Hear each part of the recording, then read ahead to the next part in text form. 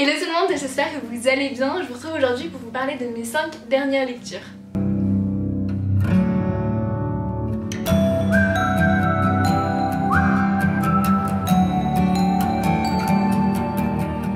Dans cette vidéo, je vais vous parler du Pays des Contes, des 2 tomes de Ash is Falling for the Sky, de l'Élite et de The Sun is also a Star.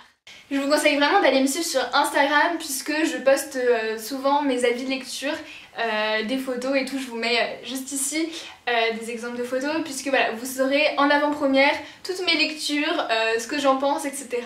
Et vous aurez peut-être un avis un peu plus développé en vidéo. Donc voilà, n'hésitez pas à me rejoindre là-bas si les lectures ça vous intéresse, puisque j'essaie de partager tout ça le plus possible avec vous, mes lectures du moment, etc. Donc je vais commencer avec Le Pays des Contes de Chris Colfer, le tome 1, puisqu'il y en a 6 il me semble.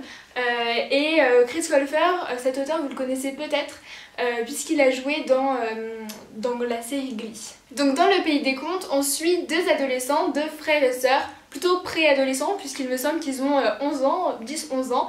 Donc voilà, on va suivre Alex et Connor et un jour ils vont se retrouver dans le Pays des Contes, dans le livre en fait de leur enfance.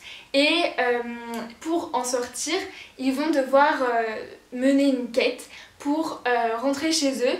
Et dans cette quête, ils vont devoir réunir 8 éléments, 8 objets magiques du Pays des Contes, dont par exemple la pantoufle de verre de Cendrillon, les cheveux, une mèche de cheveux de Réponse, etc.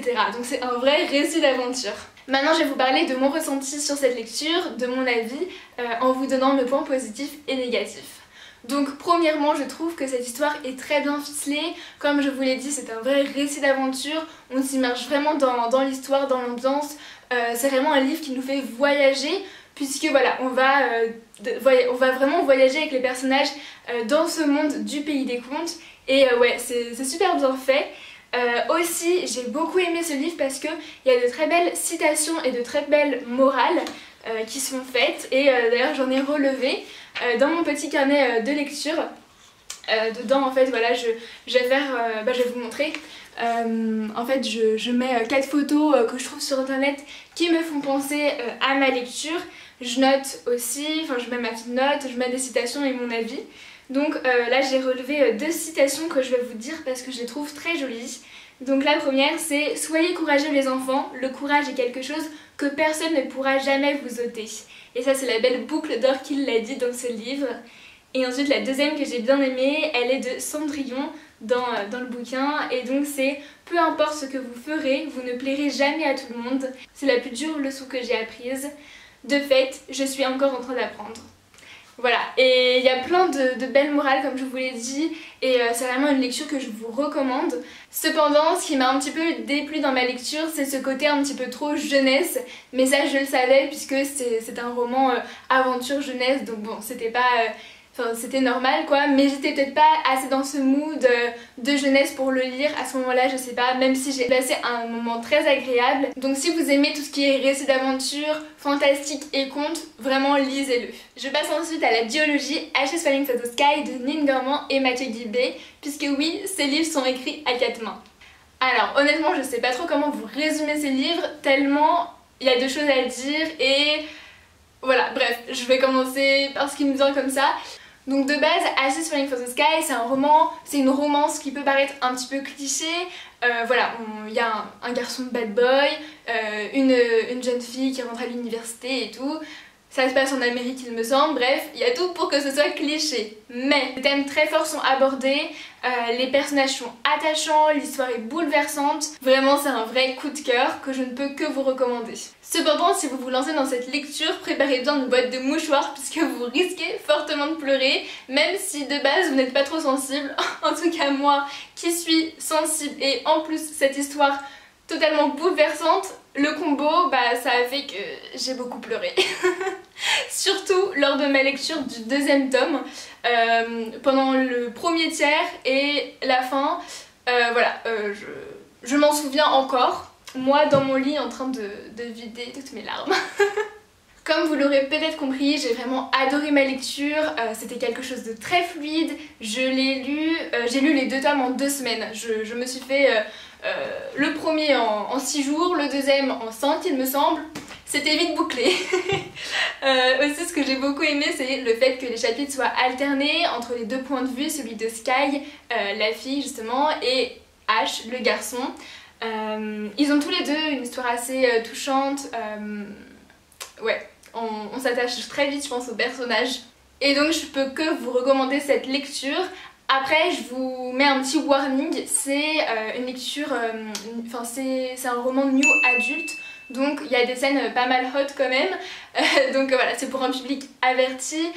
Aussi il y a pas mal de... Enfin il y a quelques scènes notamment qui sont assez violentes, assez difficiles à lire. Mais une fois qu'on sait ça, je peux que vous conseiller cette lecture. Le troisième livre que j'aimerais vous parler, c'est le tome 2 de la sélection qui est L'Élite. Donc pour l'histoire, je vais pas vous raconter cette histoire-là, mais plutôt le tome 1 qui est ici, je l'avais en poche. Donc en gros c'est une dystopie, donc c'est dans un futur plutôt éloigné. Il y a déjà eu je sais pas combien de guerres mondiales qui se sont passées, c'est juste ouf. Et donc on est dans la nouvelle Amérique et donc on va suivre le personnage d'America qui vit donc dans la nouvelle Amérique et qui est un monde complètement changé et un peu dirigé sous forme de caste il me semble.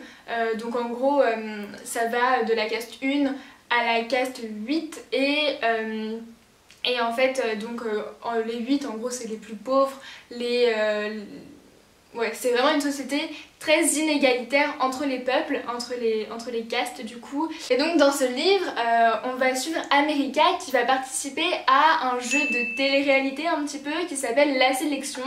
En gros, le but du jeu est de conquérir un petit peu le cœur du prince, du futur roi. Donc de base il y a 35 candidates et une sera retenue par le prince et deviendra reine à ses côtés. Et donc on va suivre le personnage d'America dans ce livre et on va voir un petit peu tout ça. Donc là j'ai lu le tome 2 du coup, qui était la continuité et il me semble qu'il y a encore 2 tomes, enfin en tout cas un tome et ensuite il me semble que c'est des hors-séries. Donc par rapport à ma critique, c'est un livre que j'ai bien aimé, la plume de l'auteur est très agréable, j'aime beaucoup, c'est très simple à lire etc. Donc je peux que vous recommander si vous cherchez une lecture assez fluide etc. Mais cependant, c'est vrai que l'histoire, en tout cas ce deuxième tome, je l'ai trouvé assez redondant. Le personnage d'America m'a parfois un petit peu gonflé, même si d'autres fois je l'ai beaucoup aimé. En fait c'était un petit peu à double balance selon ses décisions. Et voilà. Mais si vous aimez tout ce qui est romance, dystopie et triangle amoureux, je peux que vous conseiller cette lecture. Pareil, je pense que c'est plutôt une lecture qui se lit au collège. Mais voilà, je vous conseille quand même cette lecture. Et enfin j'aimerais vous parler de The Sun is also a Star de Nicolas Yoon. Alors, c'est un coup de cœur, j'ai beaucoup aimé cette lecture, mais je ne l'ai pas encore fini, il me reste vraiment mais plus beaucoup de pages du tout. Attendez, il doit me rester... Ah je l'ai pris à l'envers. Ouais, il me reste 20 pages à peu près, donc je pense que je peux quand même commencer un petit peu à vous dire mon avis là-dessus. Donc en fait c'est ma première lecture en anglais.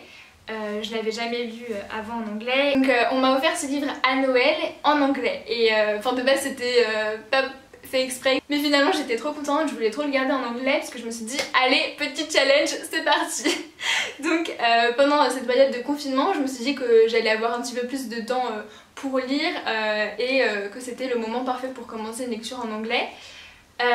Et je pense que je n'aurais pas pu faire mieux comme première lecture en anglais puisque c'est quelque chose de très léger, la plume de l'auteur est hyper agréable, les chapitres sont courts donc c'est facile à lire. Ouais, vraiment je peux que vous le conseiller, que ce soit pour une première lecture en anglais ou même en français parce que je pense que même en français mais ça doit être top.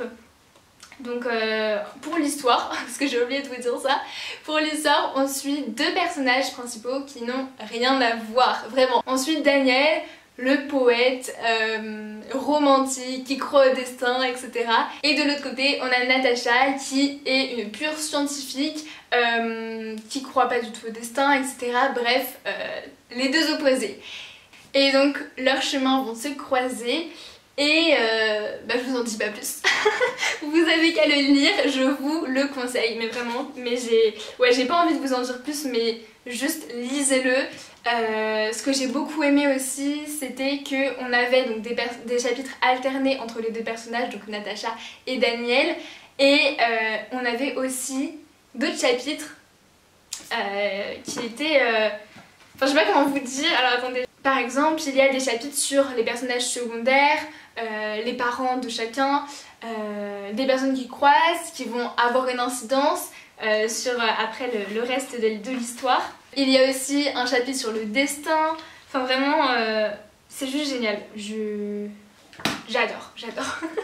Donc c'est vrai qu'au bout d'un moment, donc j'avais super bien commencé, j'étais hyper contente et tout.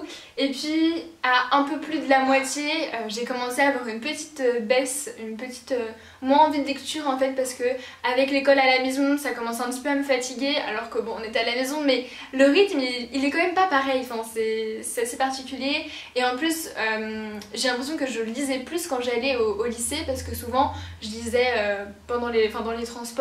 Et là donc j'avais plus les transports, donc c'est vrai que c'était juste le soir, mais c'est vrai que le soir je commençais à privilégier un petit peu mes séries à la lecture, donc voilà. Mais depuis 2-3 jours là je commence à bien m'y remettre et je pense le finir ce soir ou demain. Et voilà, j'espère vraiment que la vidéo vous aura plu. N'hésitez pas du coup à me rejoindre sur Instagram et à vous abonner si mon contenu vous plaît. Moi je vous dis à la prochaine dans une nouvelle vidéo. Bisous!